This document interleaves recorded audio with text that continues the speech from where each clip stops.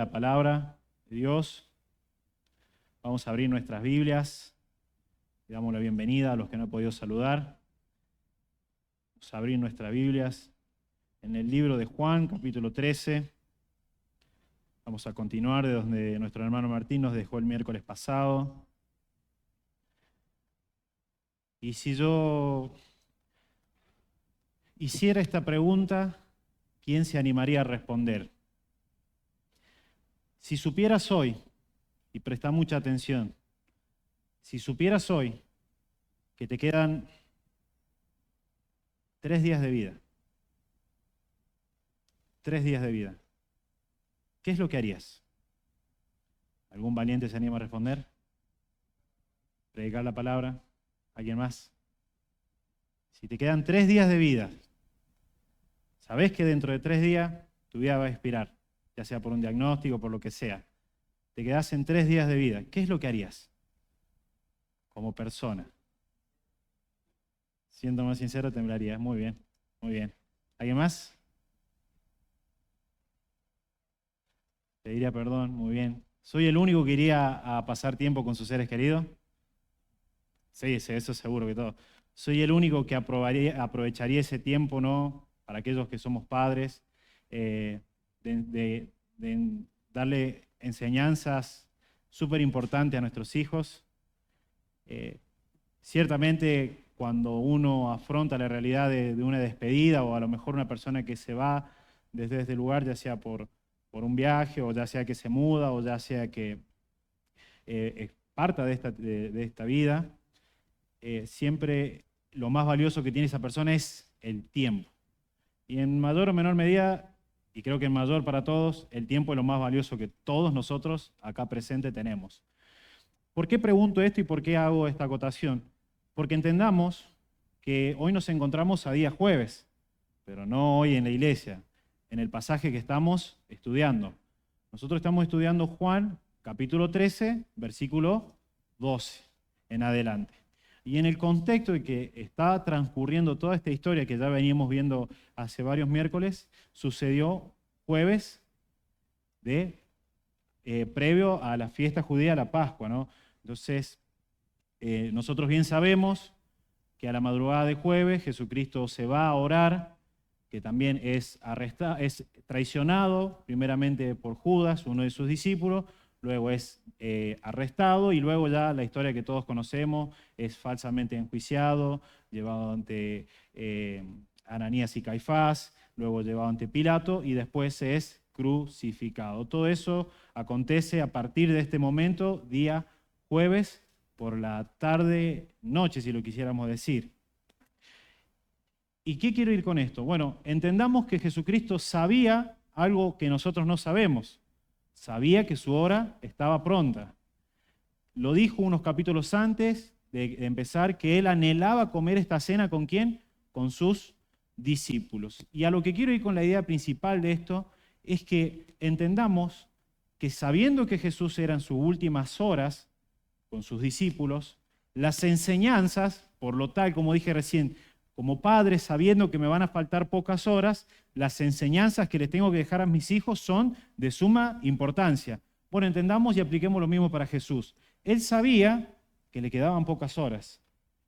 ¿Qué decidió hacer él? Pasar tiempo con sus discípulos y enseñarle algo muy valioso, que es que con la ayuda del Espíritu Santo, si así el Señor ha puesto en mi corazón el deseo de que cada uno de nosotros podamos llevarnos esa valiosa enseñanza a nuestros corazones.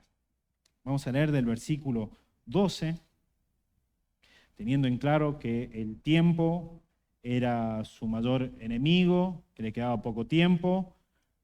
Recordemos que Martín nos compartía de este acto tan sobresaliente, este acto tan vergonzoso, este acto de tal humillación, el que era lavar los pies.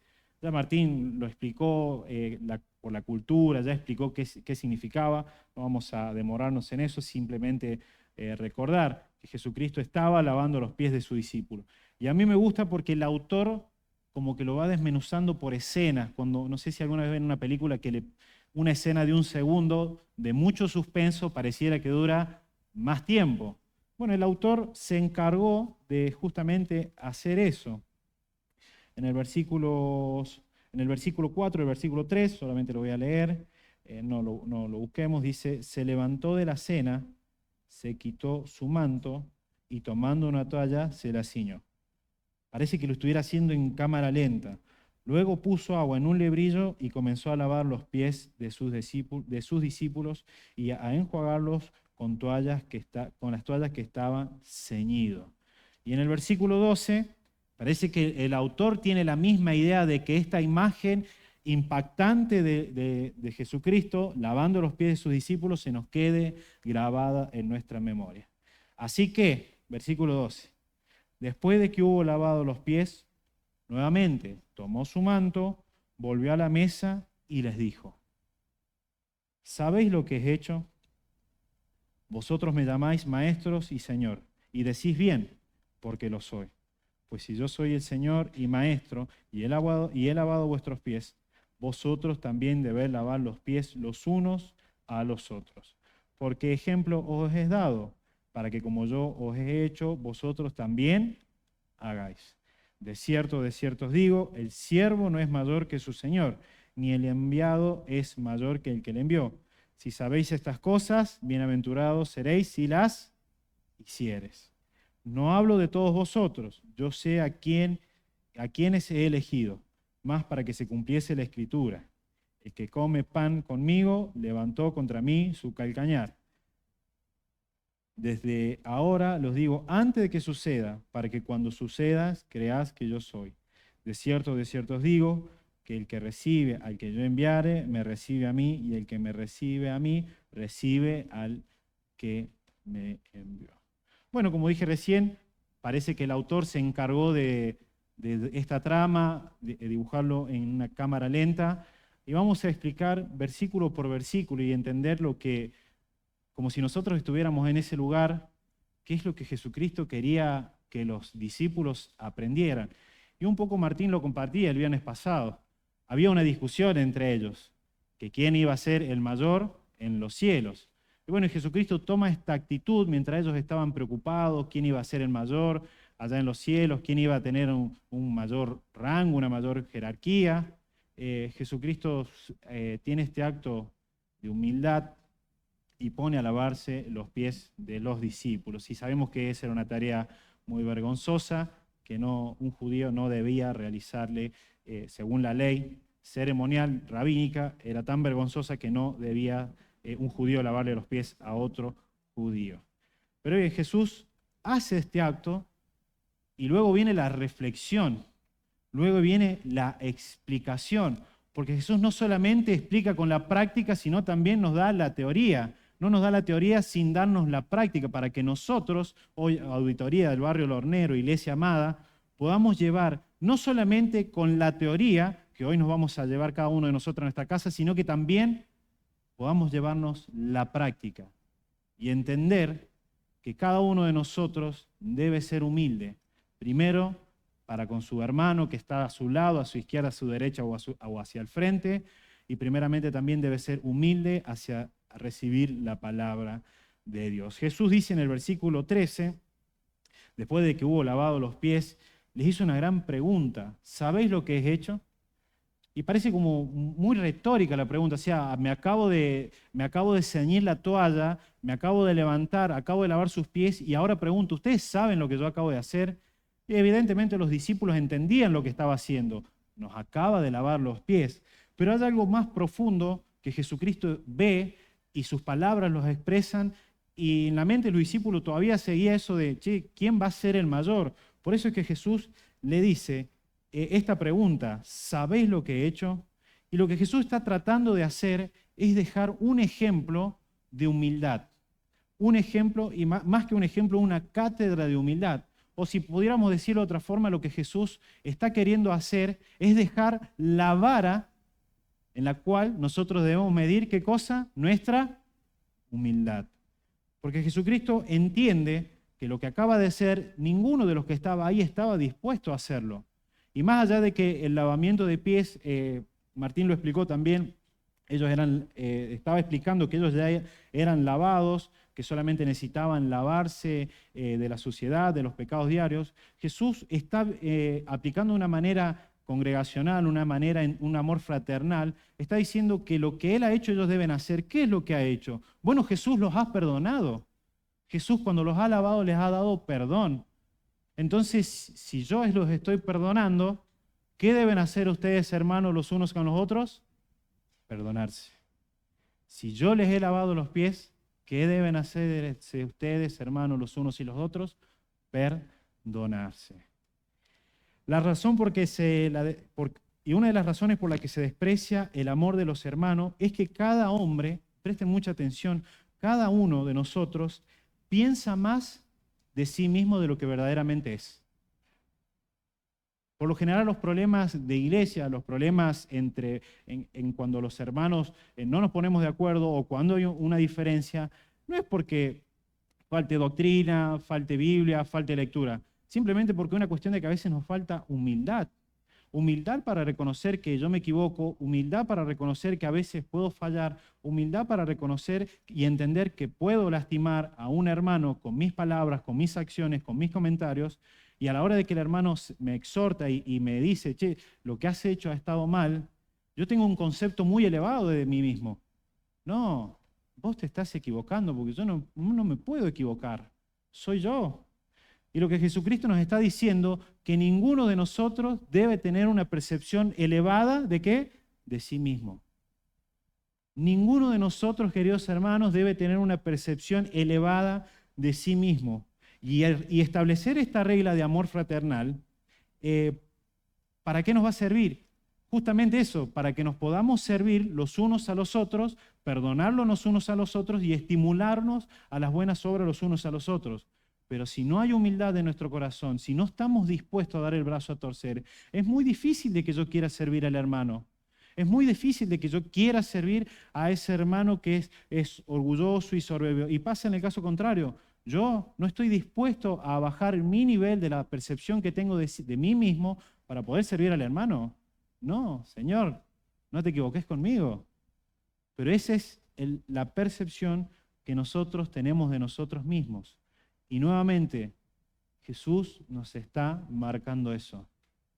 Jesús te está diciendo hoy, así como me lo dijo durante la semana Diego, no tengas una percepción más elevada de lo que vos sos. Recordá que yo soy el Señor, no vos. Recordá que yo he dado el ejemplo de humildad, no vos. Versículo 13 dice, vosotros me llamáis maestros y decís bien porque lo son. Y acá Jesús está usando una lección razonal para que los discípulos razonen. Entienden que Jesús era su maestro, Jesús era su Señor, era el que los instruía, era el que los alimentaba, era el que los guiaba hacia la palabra de Dios. Ahora, si nosotros aplicamos la lógica, si veo que mi maestro, mi Señor, a quien yo sigo, es humilde, por consecuencia, yo también debo ser, ¿qué cosa? Humilde. Si yo entiendo y digo que Jesús es mi Señor, que es mi maestro y que yo aprendo de Él, que yo le sigo a Él, por consecuencia Diego debe ser humilde como su Señor. Y ahí puedes ponerle tu nombre. Entonces Jesucristo está dando una lección racional para que ellos piensen y comprendan que si Él lavó sus pies, si Él los perdonó, nosotros debemos perdonarnos y servirnos mutuamente. Esta era una lección crucial para los discípulos, que constantemente reñían entre ellos para ver quién era el más grande. Si el Señor de gloria, que estaba en los cielos, y ángeles alababan su nombre, ángeles se postraban ante Él, vino a esta tierra a humillarse, ¿cuánto más vos y yo deberíamos humillarnos? ¿Cuánto más? Que la Biblia dice que somos escoria, que la Biblia dice que nuestras obras de justicia son como un trapo de inmundicia. ¿Cuánto más nosotros deberíamos humillarnos, queridos hermanos? Y Jesucristo aplica la lógica, la misma que utilizaba en Lucas 6:46. Ahí va a salir proyectado en la pantalla. La misma lógica. ¿Por qué me llamáis Señor, Señor, y no hacéis, qué cosa? Lo que yo digo. En otras palabras, si yo estoy dando el ejemplo Si yo te estoy mostrando el ejemplo, te estoy mostrando la práctica y te estoy dando la teoría, ¿por qué vos no lo haces? Si me decís, Señor, Señor, ¿por qué no haces lo que yo digo? Acá Jesús estaba diciendo una realidad de los discípulos y también muchas veces nuestra realidad. Decimos, Señor, Señor, pero no estamos dispuestos a hacer lo que Él nos dice que debemos hacer. Y no estamos dispuestos a actuar o a humillarnos como Él se humilló. Muchas veces ante la ofensa nos es más fácil responder con más ofensa, con más agravios, con más indiferencia tal vez, pero no estamos dispuestos a dar el brazo a torcer. Y Jesucristo nos está diciendo que debemos ser humildes para perdonarnos y para servirnos. Versículo 14 sigue utilizando el raciocinio. Pues si yo, el Señor y el Maestro, he lavado vuestros pies, vosotros también debéis lavar los pies los unos a los otros. El orgullo nos impide mantener esa igualdad que debería existir entre los hermanos. El orgullo nos impide a que miremos a nuestro hermano con igualdad. Pero Cristo, que está muy exaltado por encima de todos los demás, se inclina, se humilla para avergonzarse ante los hombres. Hombres orgullosos y soberbios. No hay nada mejor que poder someterse a los hermanos. Someterse a los hermanos. A pasar por alto la ofensa, a humillarse, a saber cuando nos hemos equivocado, saber pedir perdón y saber dar perdón. ¿Cuántas veces nos hemos equivocado? ¿Cuántas veces hemos tenido esta actitud de orgullo, de que queremos ser más? Pero Jesucristo nos dice que sigamos su ejemplo. Por otro lado, quisiera detenerme unos breves segundos. Jesucristo en este versículo dice que Él ha lavado nuestros pies y que nosotros también debemos lavarnos los pies. Y dentro de estas palabras que Jesucristo ha surgido uno, si lo podríamos decir así, uno de los errores doctrinales de la religión popular. Porque ellos dan por sentado que este versículo dice que lo que Jesucristo hizo ese día jueves, en Semana Santa, lo deben hacer todos los jueves de, valga la redundancia, Semana Santa. Y desde ese tiempo, con la mala interpretación de este pasaje, eso es un hábito, una tradición que pasa año tras año, donde la persona que está al frente de la iglesia lava los pies de 12 personas aleatorias de la congregación. Pero Jesús no nos está diciendo, y por eso debemos ser estudiosos de la palabra y debemos ser temerosos de las interpretaciones que sacamos, porque Jesús no está diciendo que cada año repitamos lo que Él hizo. Jesús nos está diciendo que día tras día, todos los días de tu vida, nosotros debemos servirnos los unos a los otros. No debemos esperar un año, una ocasión especial para servir al prójimo, para servir al hermano. Eso es algo de todos los días. ¿Y en qué me baso para decir esto? Bueno, porque Jesús, su ministerio terrenal, fue de servicio todos los días a sus discípulos. No hubo un día que Jesús se tomara descanso.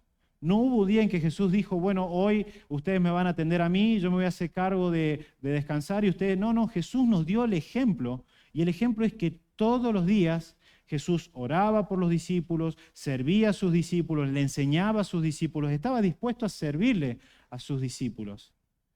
Entonces no es una tradición que nosotros debemos aplicar una vez al año. Me acuerdo que debo servir al prójimo, que debo amar al prójimo. No, todos los días de nuestras vidas debemos servir a nuestro hermano, debemos perdonar a nuestro hermano, debemos amar con mayúscula a nuestro hermano.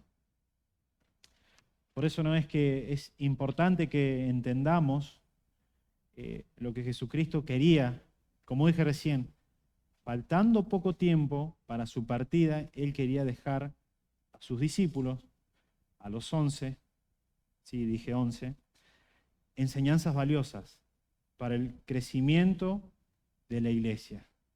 Y vamos a llegar más a ese punto. Dice el versículo 15, porque ejemplo es dado para que como yo he hecho, vosotros también hagáis. Y de nuevo, no está Jesucristo ordenando una ceremonia anual, sino que nos invita a estar listos durante toda nuestra vida, para lavar los pies de nuestros hermanos los unos a los otros, para perdonarnos y también para exhortarnos y animarnos. Debemos ser seguidores de Cristo, no solamente en lo que nos gusta, sino también en aquellos que atenta contra nuestra comodidad, atenta contra nuestro yo interno, y que Cristo siempre sea exaltado en nuestras vidas y en nuestras acciones. Versículo 16. Dice, de cierto os digo, que el siervo no es mayor que su señor, ni el enviado es mayor que el que le envió. Versículo 17. Si sabéis estas cosas, bienaventurados sois si las hiciereis. De acá, Jesucristo primeramente nos da el ejemplo de que debemos imitarlo y luego nos dice por qué.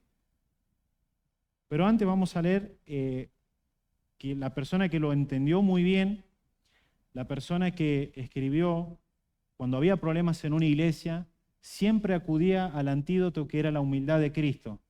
¿Saben de quién estoy hablando? Pablo.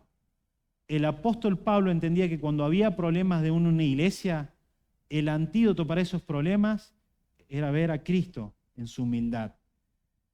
Y ahí está el famoso versículo, el conocido versículo Filipenses 2:5, ya lo vamos a leer. Pero en 1 Corintios, capítulo 11, versículo 1, Pablo utiliza el mismo antídoto para una iglesia en conflicto.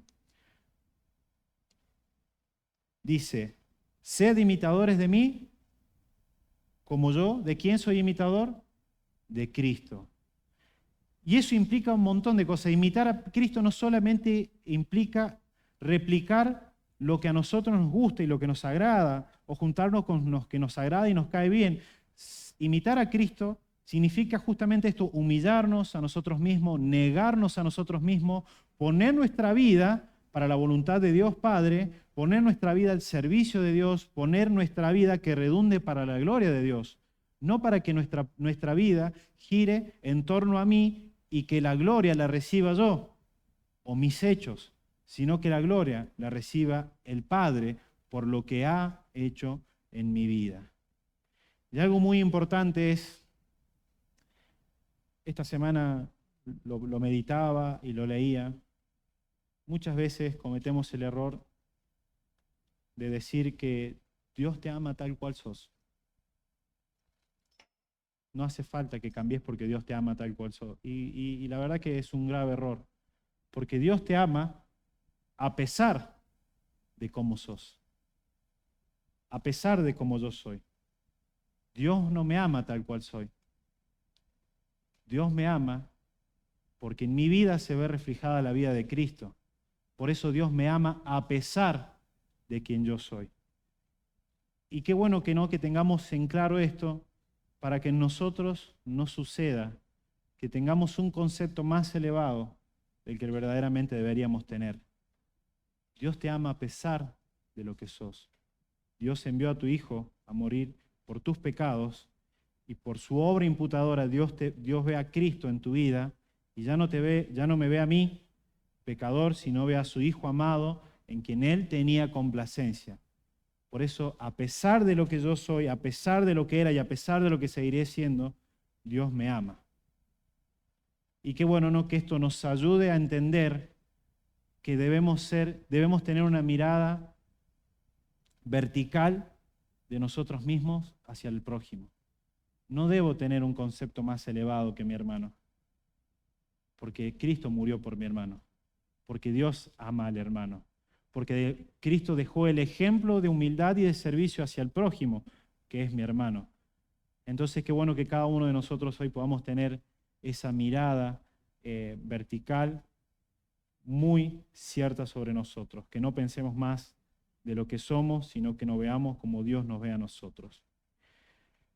Y el versículo 16 y 17 que leímos recién, acá el enfoque está en imitar a Cristo. Refleja la bendición la bendición de Dios se refleja en la obediencia, en la apertura de Salomón. En la apertura de Salomón enfatiza esta verdad. Proverbios 16:20, ¿qué dice? Salomón declaró algo muy importante. En la NBI si lo tenemos, por favor. El que entienda la palabra prospera. Dichoso el que confía en el Señor. Salmo 128:1. En la NBI también. 128:1. Dichosos todos los que temen al Señor, los que van por sus caminos. Salmo 119, versículo 1.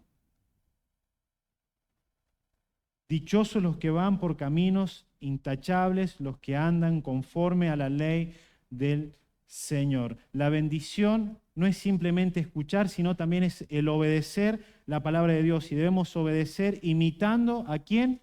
A Cristo, quien anduvo, como dice el Salmo, quien no anduvo por camino de manos, ni estuvo en camino de pecadores, ni en silla de escarnecedores se ha sentado. El Salmo número 1 habla de Cristo, y nosotros debemos imitar ¿a quién?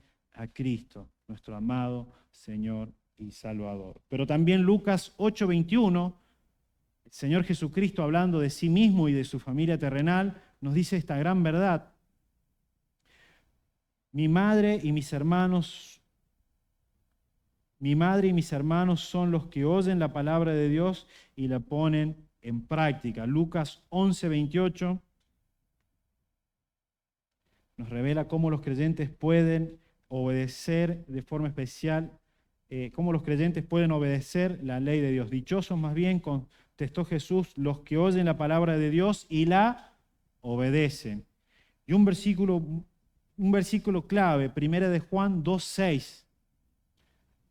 Verdaderamente, si Jesús es el ejemplo, es el camino, la verdad de la vida, estos textos nos afirman que debemos obedecer la palabra de Dios. El que afirma en la Reina Valera, el que dice que permanece en Él debe andar como Él anduvo. Si decimos que Jesús es Señor, que Jesús es nuestro Maestro, que Jesús es nuestro Salvador, debemos obedecerle. Y si Jesús nos pidió que nos lavásemos los pies los unos a nosotros, ¿quiénes somos nosotros para cuestionar lo que Él nos pidió? Debemos obedecer lo que Él nos enseñó. Pero acá parece que en el versículo 18 cambia el panorama, porque está hablando de cómo ellos deben ser humildes, cómo deben tener un corazón dispuesto a servir, pero acá parece que cambia radicalmente de tema, pero hay un hilo muy delgado que todavía nos sigue uniendo a esta cátedra de humildad que Jesús nos está dando.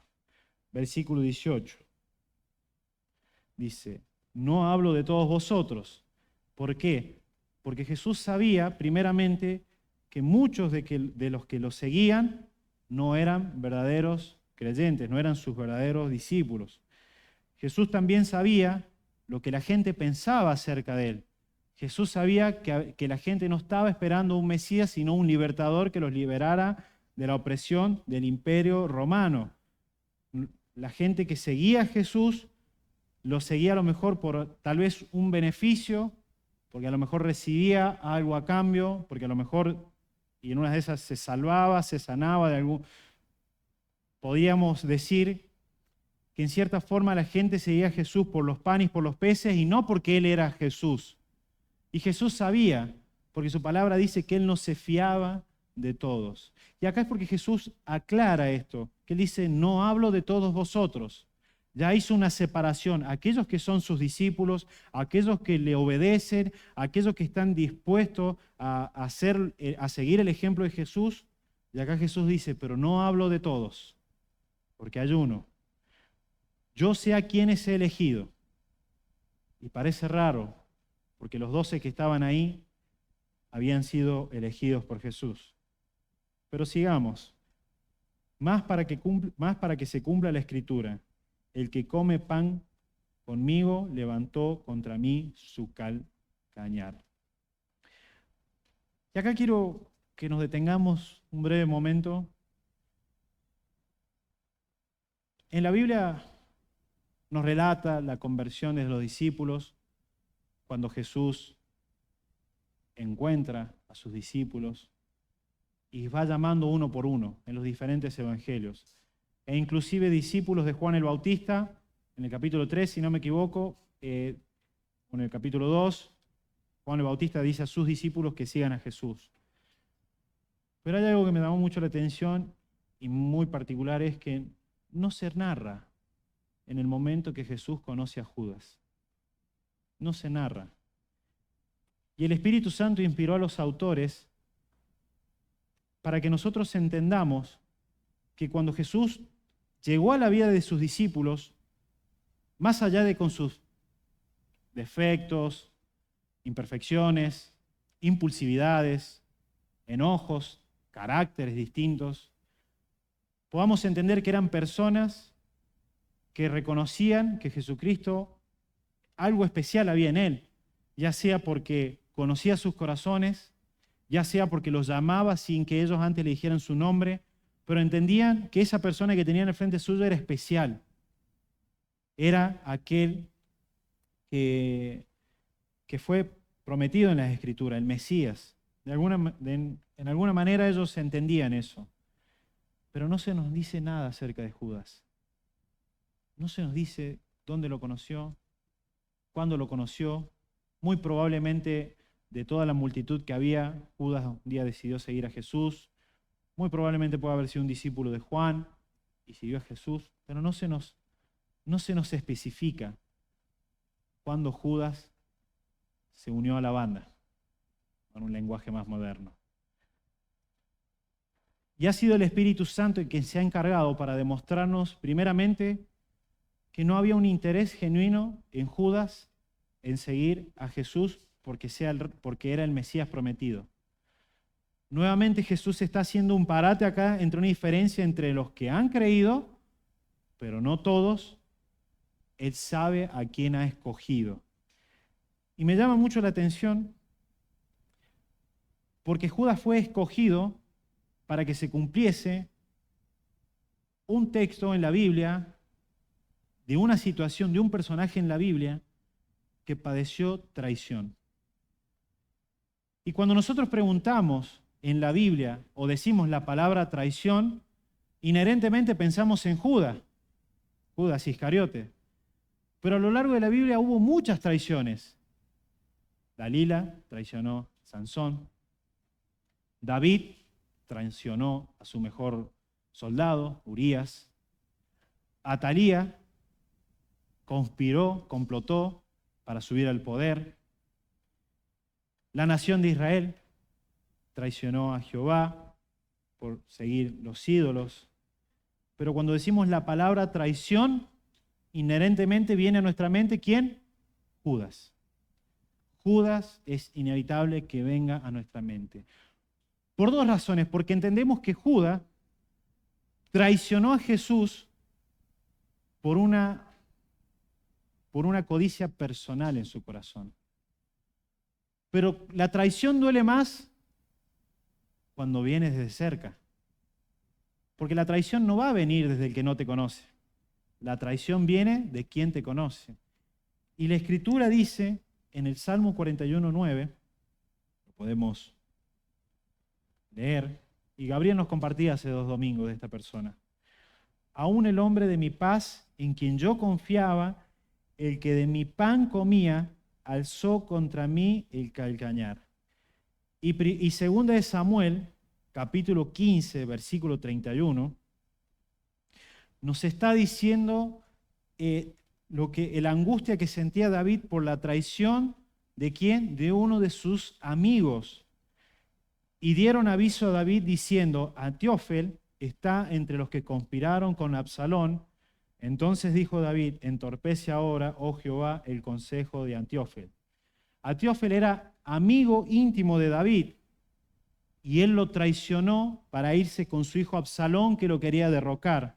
Y ahí vemos un ejemplo de traición.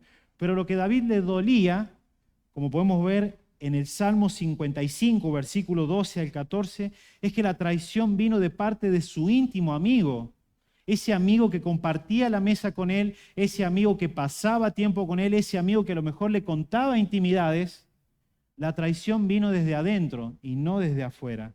Salmo 55, versículo 12, del 12 al 14.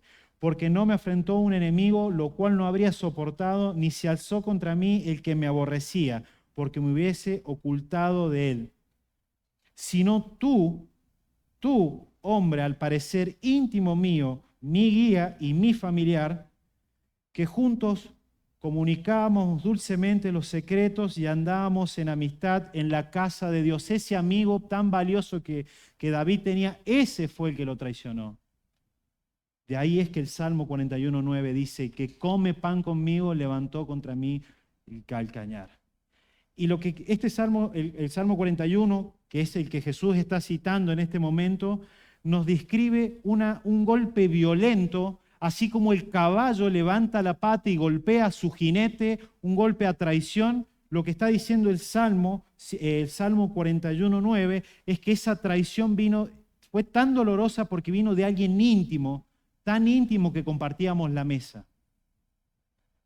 Ahora bien, ¿por qué Jesús hace esta aclaración? Por dos razones. Porque más allá de que en esa mesa estuviera Judas, el que lo iba a traicionar, también se encontraban los 11 discípulos. Porque también se encontraban los 11 discípulos. Versículo 19. Y acá Jesús se podría decir en un lenguaje moderno, Jesús abrió el paraguas. Desde ahora os les digo que antes de que suceda, para cuando suceda, creáis qué cosa, que yo soy. Bueno, mis hermanos, entendamos en el contexto en que estamos. Los discípulos esperaban al Mesías. Jesucristo les decía que Él se tenía que ir y que a donde Él se iba ellos no podían ir, pero que pronto iba a volver. La mente de los discípulos todavía no lo entendía. Ellos estaban preocupados a ver quién iba a ser el mayor. Pero ellos amaban a Jesús, querían a su maestro, pasaron tiempo con su maestro, era innegable el cariño y el aprecio que tenía. Podemos ver Pedro, que más adelante reclama de que él le seguirá hasta donde él fuese, y Jesús le dice, no, Pedro, de cierto te digo que cuando el gallo cante me vas a negar. Y uno no puede poner en duda el aprecio y el cariño de los discípulos hacia su maestro. Pero ahora bien, ese Mesías que tanto estaban esperando, ese Salvador que los iba a llevar a la Nueva Jerusalén, pronto iba a ser traicionado e iba a ser arrestado. ¿Dónde iban a quedar todas las veces en las que Jesucristo conocía el pensamiento de las personas? O mejor aún, ¿qué iban a pensar los discípulos acerca de, al final Él nos dijo que era el Mesías, que era el Salvador, pero lo traicionó el que estaba comiendo pan con Él? ¿Te das cuenta? O sea, ahora yo quiero que nos pongamos en la mente de los discípulos. Jesús está abriendo el paraguas, les está diciendo, mire, va a acontecer tal situación, me va a traicionar uno íntimo, de confianza, pero ustedes quédense tranquilos porque eso ya está previsto. Lo que Jesucristo está diciendo, no, yo no soy una víctima, yo no soy una víctima de Judas. Judas no me está traicionando, bien digo, Judas me está traicionando, pero no es que yo soy víctima de la traición de Judas, no. Judas me está traicionando porque la palabra estaba escrito que él me debía traicionar. ¿Para qué? Para que todo esto que iba a acontecer se diera tal cual Dios lo había planeado. En otras palabras, Jesús le estaba diciendo que lo que iba a pasar era necesario que pasase de esa manera, porque Dios lo había decidido de esa manera. Jesús no está diciendo, la traición de Judas me tomó por sorpresa, el arresto me tomó por sorpresa, el falso juicio y los golpes y la crucifixión a mí me tomó por sorpresa. No. Dice que Él tiene poder para poner su vida y para poder tomarla. Y Él voluntariamente, sabiendo todo lo que le acontecía, decidió poner su vida. Pero no solamente por los 11 discípulos, sino también por vos, querido amigo. querido amigo que nos visitás, a lo mejor en esta tarde, querido amigo que tal vez lo ves desde la plataforma, miércoles tras miércoles, domingo tras domingo, y aún no te das cuenta que Cristo también puso su vida por vos, para que ya no seas esclavo del pecado, sino para que vivas una vida para Dios, para que no te espere una eternidad en el infierno, sino una eternidad en la presencia de Dios y un glorioso reencuentro con Jesucristo.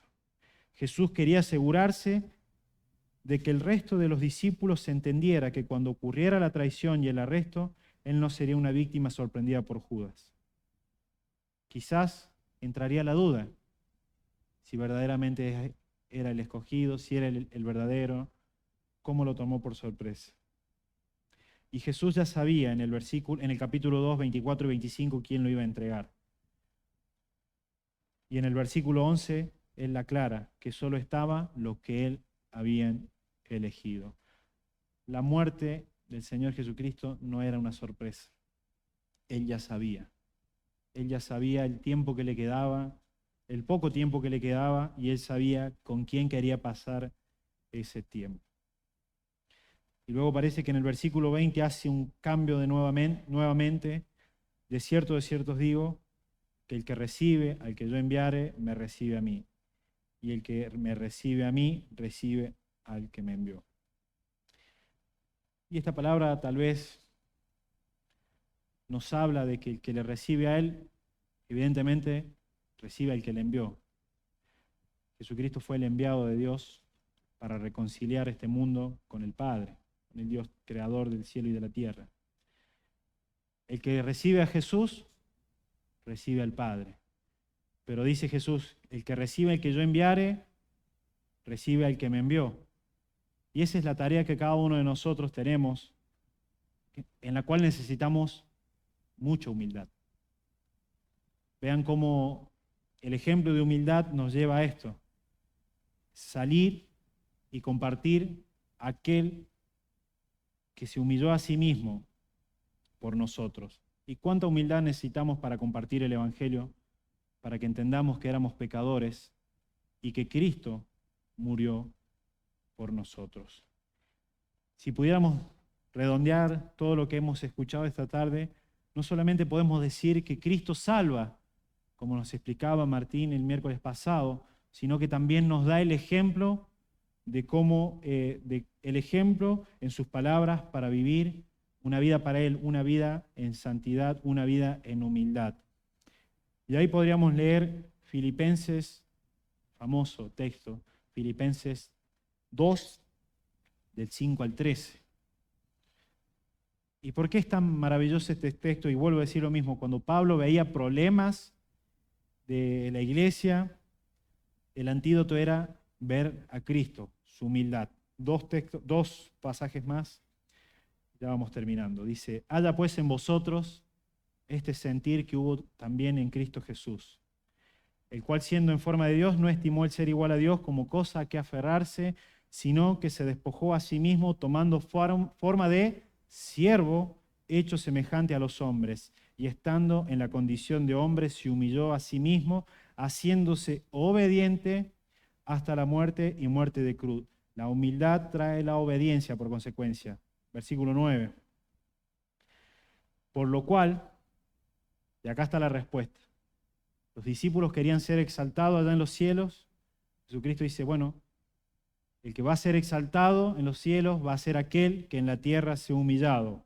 Por lo cual Dios también lo exaltó hasta lo sumo y le dio un nombre que es sobre todo nombre, para que en el nombre de Jesús se doble toda rodilla de los que están en los cielos y en la tierra y debajo de la tierra, y toda lengua confiese que Jesucristo es el Señor para gloria de Dios Padre. Versículo 12 y 13.